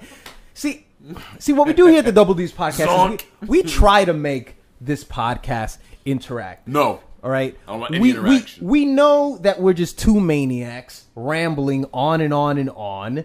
And we just have to, we have to give you, an opportunity to sort of just jump in. Just think of Double D's as a series of jump rope, right? So Dom and I would just skip. And every now and then I ask one of you guys to jump in, skip. All right. And I just fucking tried it and he fucking ruined it. I see. So you know what I do? I do this. Yeah, that doesn't bother me. Dom, I gotta say something. Your eyes seem to be they're like shutting a bit. Are you scale of 1 to 10? How inebriated are you right now? I'm probably. What is a 1? What is a 1? What is a 1? A 1 is. A 1 is like an edgy indiscretion, like just a little, like, just a little cute little comment, like a little snicker. I think about balls sometimes. I don't agree with your scale. Okay, why not? I think 0 is sober, right? 0 sober, okay. So 1 is like I had a sip. All right, 0 is sober. 10. What is 10 like? Doom! I hit the ground. Yes. And I woke up and like I had shit all over my body. Yes. Somehow. So in that case, I'm probably like a 3 or a 4. A 3 or a 4? Yeah, I'm not really. Okay. Which 3 or 4 would be what? That's like. It would take me like a few more of these to be tipsy, I think. I don't really. Things are fuzzy right now. A little fuzzy, but like, what's funny is, what do you call it? Worship Troy, the first time I saw him, he's like, oh, Dom, I was like, blah, blah, blah. I started talking to him, and like, I was like, I took like one sip of my drink, and I said something weird or funny, and he was like, are you drunk, dude? I was like, what? He called me out, and I was like, I'm not drunk, what are you talking about? And I promptly exited the conversation at some point after that. Oh, God. But no, I'm not drunk. Why would you ask that? Because my eyes are drooping? Yeah. They'd be drooping anyway. It's because like, you're fucking tired. It's 9:15. Dude, I'm sleepy. I'm a sleepy fella. Oh, you normally go to sleep around this time because you have to get up early for work? No, I'm just always tired. You just, Yeah. Well, Mr. G. Because I'm putting so much energy in this. Mr. GNC can tell you a little something about that, but You gotta take taro root. And, I wish I finished my taro fries. That's what's on my mind right now. You mentioned the intimate evening with Anthony Fantano once again, and I think it's about time that we get into these tracks. Yeah, that's good. I think it's time we get into these tracks, man. Okay, so the first one that we have, we're not going to play these songs, but what we're going to do is we're going to leave a link in the description below to Jimmycake's YouTube. We're going to leave a link in the description below for Jimmy Valentine. Actually, I didn't even notice. They're both Jimmys. you guys should come together and form a super group and call it Jimmy Two. Jimmy Two Hands. Jimmy Two Hands. Jimmy Two Cocks. No, Jimmy Two Hands. That leaves itself open for public mockery. Oh yeah. Jimmy Two Hands. Jimmy uses. How about two Jimmy hands. Eat World? That sounds like a good one. Jimmy what? Jimmy Eat World. Do you How- know that band? No, I know about Jimmy Crack Corn, but he really wasn't concerned about it. Oh Jesus! Oh, All right, that was let's bad. get into All right, this. all right. So, Jimmicake, we listened to 2 tracks. We listened to his Motion Freestyle, off a Drake beat, and his I'm a Boss, which is Meek Mill and Rick Ross. Thoughts on Jimmy? Jimmy number 1. Jimmy. I think I'm gonna say this twice probably, but he needs to make some tracks. He needs to get into a studio, someplace with clean noise canceling, because I think he has potential. That's why I say that. Absolutely. He has a flow he's working on. It seems like he's skilled. He knows what he's doing. He's not unpleasant to listen to, which is a really good thing to tell anyone starting out. Mm-hmm. And considering he doesn't have anything professional recorded, I think he's doing a really good job. And some of the stuff is pretty clever. Some of the bars that he was putting out there, I was impressed. I gotta say that I totally agree. Jimmy, you need some audio files. You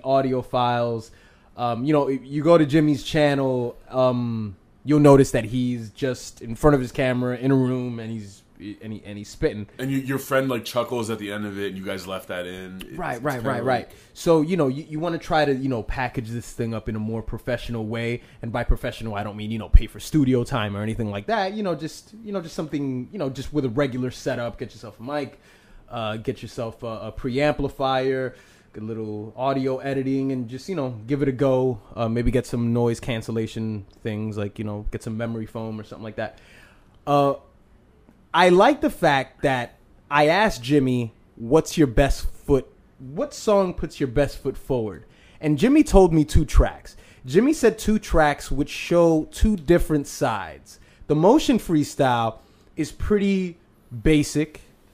It's pretty, just a regular delivery. And in I'm a Boss, he switches it up. He's doing some multi-syllable pattern He's type moving stuff. much faster, I know. Right. Yeah. So he's showing, he's displaying what he's got, and I like that. Jimmy definitely. When I told him that, he said, "Okay, listen to these 2 tracks," and it's good because it wasn't one dimensional, because they weren't 2 tracks that sounded exactly alike. But get something. Find a producer, man. Find a producer. And start getting on your own beats, and that's really how you start developing your own style, I would say. I agree. And networking was something. I think I was talking to Jimmy at the bar. I was drinking my Jack and Diet, and I think I told him this. I told him this about 2 or 3 times. You gotta network. All of you guys who are doing anything creative, link up with people. It'll make you stronger. You have no idea how it's going to affect you. You're going to work harder if you're around other people who do what you do. That's just how it happened. Mm-hmm. If I'm drawing around someone else who draws equally or better than me, I end up drawing better. I put a lot more effort into it. Right. Don't be hanging around a bunch of guys who don't do what you do or are just not as passionate, because you're just going to stay in the same place. Right. And I told him one example. I was like, can you imagine if theoretically you were hanging around TDE guys? Do you think you'd be at the same level? I'm not saying you would become an amazing superstar or anything, but your work ethic is gonna. You would improve. Yeah, you just would, just by being in proximity of them. So yeah, so link up with people, a sound engineer or something like that, or learn about it yourself and figure out how to engineer your own tracks, and come up with something professional that you can just shoot to people. Oh yeah, this track, boom, listen to this. Mm-hmm. Make a demo. And which I think he has a good idea of his product, because he's showing versatility. All right, so thanks a lot just for coming up to us and just speaking. We would have no idea who listens to the podcast. Obviously we know that everybody that was at the venue was, a fan of Anthony Fantano's, but we would have never known, had you, not come up to us. But thanks a lot, Jimmy, and thanks for the track. Keep up the good work. Best and of now luck. we have Jimmy number 2, which is Jimmy Valentime, ladies and gentlemen. That's Valentime. You misspelled it. Wait, Huh? did you? Valen? I said Tal, right? You said something else. I don't remember what you said now. I don't know if I said either T. I'm just shitting on you. Valentime. Yeah. Time at the end instead of with the end. Yeah. Yeah. Like Inception. Right. So we got the other Jimmy, and the other Jimmy took a different approach. And by the way, big shout out to him because he's half Dominican. He had a CD, right? So he's got his mixtape here, and it's called Something Like a Rapper. Dom's got a hold of it here. And I got to say, Jimmy, the cover is hilarious, by the way. I mean, you can't get away with stuff like this. This is fucking comedy. Oh, boy. The fact that you've got a T-shirt on and glasses, and for some reason... He's looking away. He's looking down and away. You've got, in the backdrop, you've got this steel bolted wall, and across from it is a brick wall. Are you like outside of a delivery place or something? Like, I don't know what this is. He photoshopped this, didn't he? Did he? I don't know if this is photoshopped. Let me see. It looks kind of like it. It looks a little bit photoshopped. And the look on his face, it's just like, well, I'm here. Yeah. He almost spat out his beer. Look. Right. I guess this is it. It's the photo shoot. Right. Well, this is the. Let's get it over with, guys. Look, something like a rapper, okay? That's you're like, I guess this is what I'm doing, something like that. I don't like that it implies that you have little confidence. Whether or not you do, you're obviously confident if you're. It if you're sounds making confident music. on his track. Yeah, like you're not shitty. So I don't know why you're naming it. There's probably some other deep meaning or something like that, but. Yeah, well, we didn't get into that. When he gave me the mixtape, it was just we were just having a conversation, but he didn't really get into deep in depth about the mixtape. But he has several tracks here. He's got the Come Up, If You Want To, which is one of the tracks that we listened to. Far Away, Take It in Blood, Bad Decisions, Spirit of 93, Really Got It, which was the other track that we listened to. MC Circb? I'm not sure what that is. All I Need, and he's got his Twitter handle and all that stuff down there. So we listened to If You Want To, and we listened to Really Got It. I'll start it off, and then you go. Really Got It, and If You Want To. Again, they sounded like totally different tracks from totally different artists. And I'm going to say that, but not in the good way like I said with Jimmicake. I'm going to say in the way that I was really confused. What I want to ask you, Jimmy, Mr. Valentine, in the comment section, maybe you could mention this or you could email me. Did you make these songs at different periods of your life? That's a good question. I mean, did you make these songs like 4 to 5 years apart? Because on Really Got It, you sound way more polished than you do on If You Want To. Way more polished. I agree. That being said, I'm sure we're not the only people who told you that. It was also just sound quality as well. So I think maybe you should just record, like, you have the lyrics already. Why don't you just re-record it? I mean, if we're right and the lyrics, just the pattern of it just sounded so. He said something about drinking some beer and then drinking some wine, and it was odd, bro. It was like, because the first one that we heard was Really Got It, Really Got It. We were like, okay, we were surprised actually. Okay, we were like, wow, all right, let's go. And then If You Want To, then it was a bit of a letdown. You know what I'm saying? But you got to give it to him because, hey, first of all, he's got his CD. And, for whatever, we're not sure if this is Photoshop. Again, Jimmy, let me know. Work on your album art, please. That's another thing.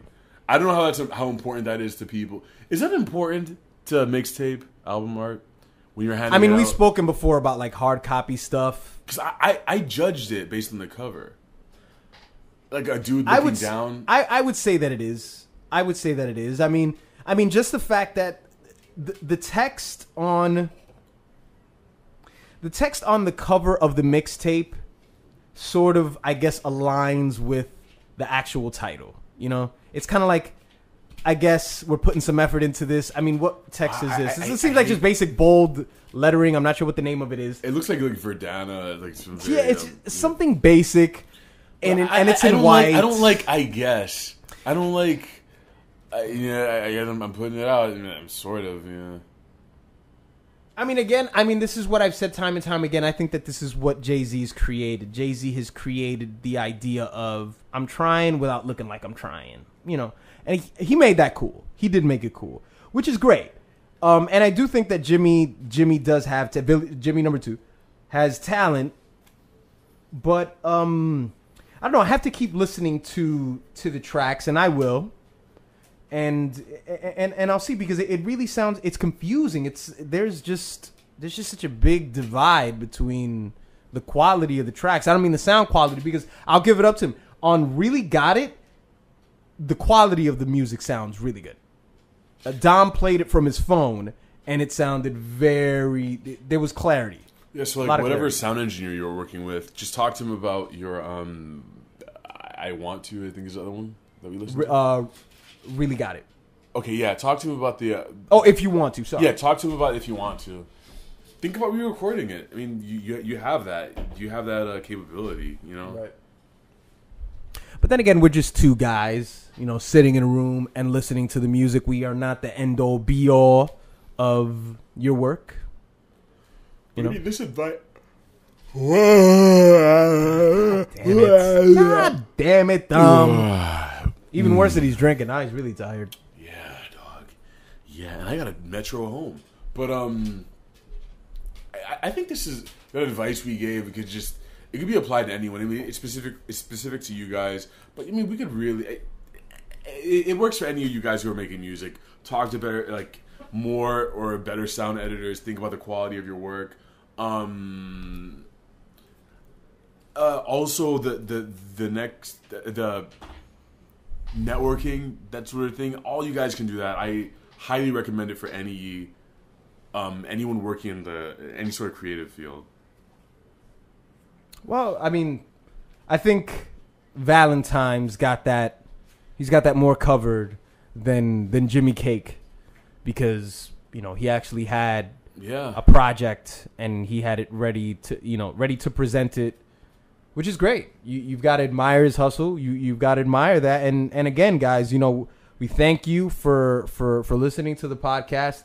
And, you know, hopefully in the future, you know, this event will happen again. From what I understand, there will be another event in November in New York City. So, you know, if there's any more of you guys out there, we'll do the same next time. And, you know, give us your tracks. Get it heard. You know what I'm saying? Get it critiqued so we can you know, polish it up. We'll you know when the next thing is out. We'll let you know, buddies. Okay, I would say that my level is probably, I think I'm probably like a 3 to 4. I'm probably a 4 still, maybe. Yeah. A little fuzziness going on. Yeah, probably like a 3 to 4, some shit like that. I mean, little pious. These beers are good, man. I hope we don't die. What if we died right now? And we're just in hell, recording a podcast. The moment I open that door, just flames come out. That would be great. That would really be great. We're in hell right now. I was thinking about that on the metro the other day. What if you died at some point during your life, like you were 7? Like everyone has had a moment in their life when they're like, I should have died. Like that just was like I got away with. Definitely, yeah. Yeah. So what was yours? Oh, being born. But wait, let me think. No joke. Like it's pretty remarkable coming out of the womb without dying, like without your parent dying. Like that's pretty. You've beaten incredible odds.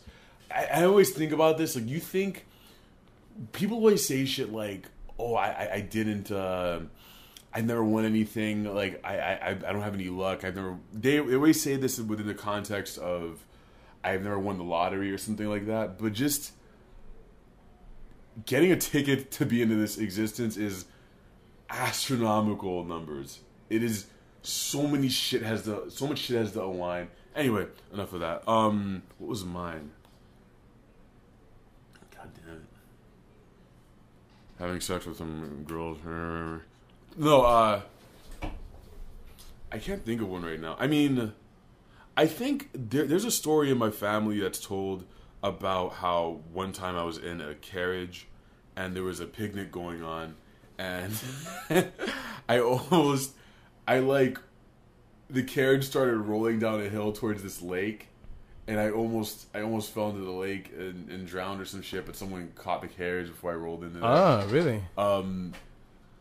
But I was thinking the other day, what if one of these moments you actually did die and you just carried on a very ordinary existence, but it is your afterlife, just to carry on doing podcasts, and you go to work every day and you're like bored and shit, and you're watching House of Cards, and this is just your afterlife. Mm-hmm. How weird would that be?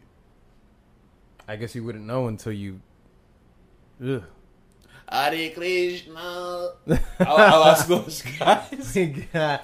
Right. When we were on Union Square, we ran into would you call them the Hare Krishnas? Yeah, they're Hare Krishnas. Right, just a bunch of people just praying, and just over and over and over. Just Krishna, Krishna, Hare Rama. Yeah, and then some guy gave me a card and a pamphlet, and then. Why'd you throw it away? I saw you do that. You pulled it out of your pocket, you said, oh shit, and you threw it away. Yeah, and I threw it away because, I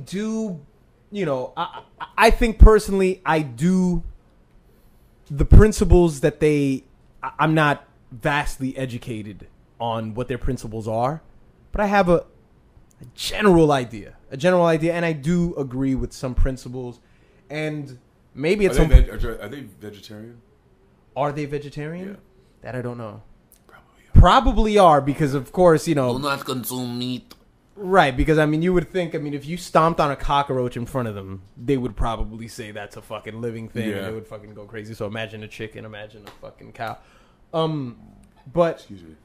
Yeah, so I don't know. We're just standing there, and I took it, and I just didn't want to be rude, because we were standing there long enough. Yeah. We were standing there long enough, and it was about 10% mockery and 90% inquiry. Like we were watching, we were just looking at it. It's catchy. Their music is always catchy, right? And you get it stuck in your head, like I have it right now. It's just. And several minutes after, you were fucking reciting it, right?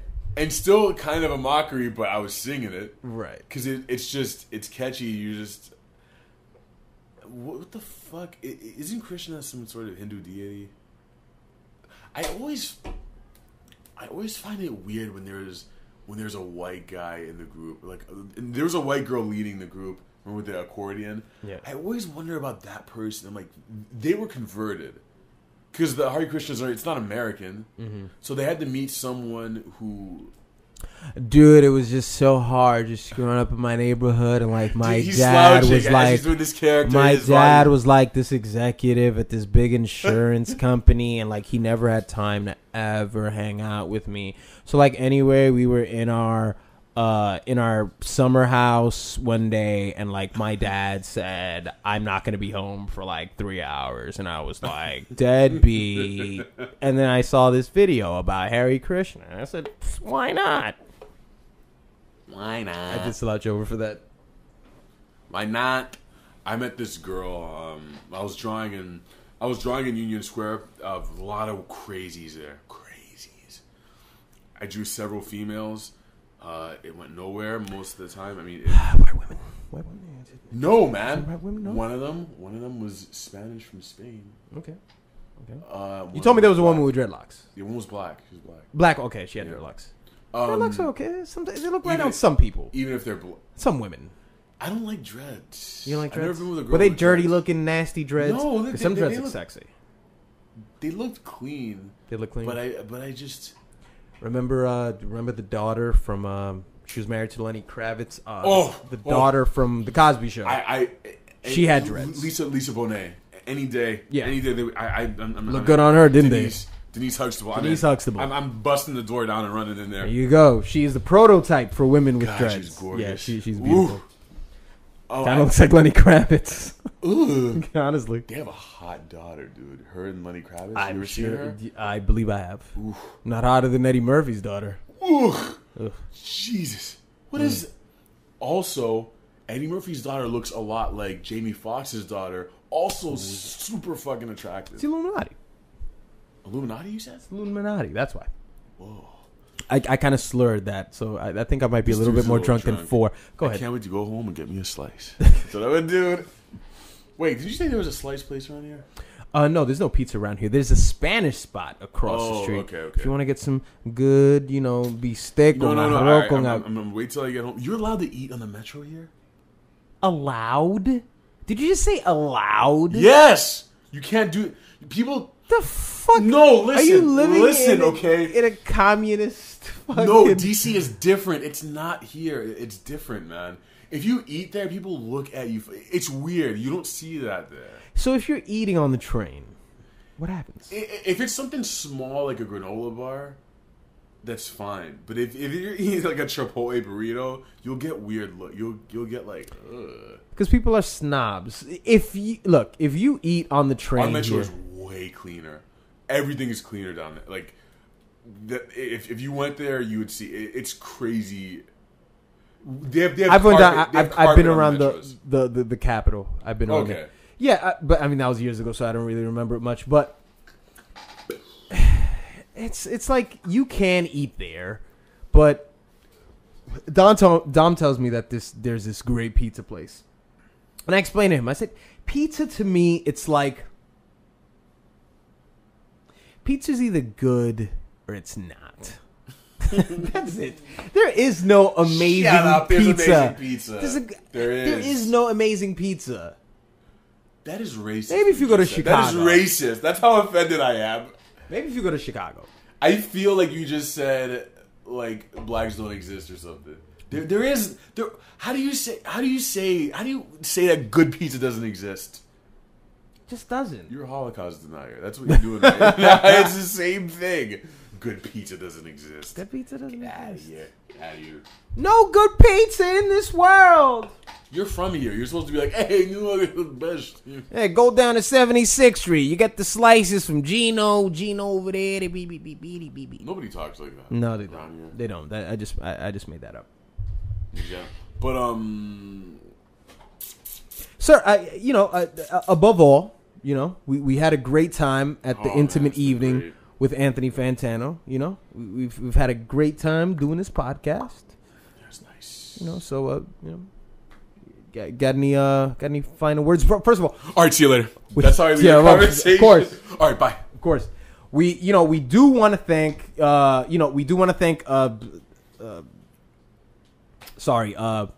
One of D's eyes is going left and the other one's going Yeah. right. Yeah. Damn respect. Japanese dog. Yeah. We do want to Japanese thank dog him. too, yeah. Great guy. Yeah. Met him. We want to thank Troy. We want to thank both Jimmys. I totally agree. It's like I asked Evan the other day, like, would you die for me? Would you literally take a bullet in the heart for me? And do you know what he said? Am I wearing a bulletproof vest? I mean, come on. Hey, Kim, can I get on my mouth?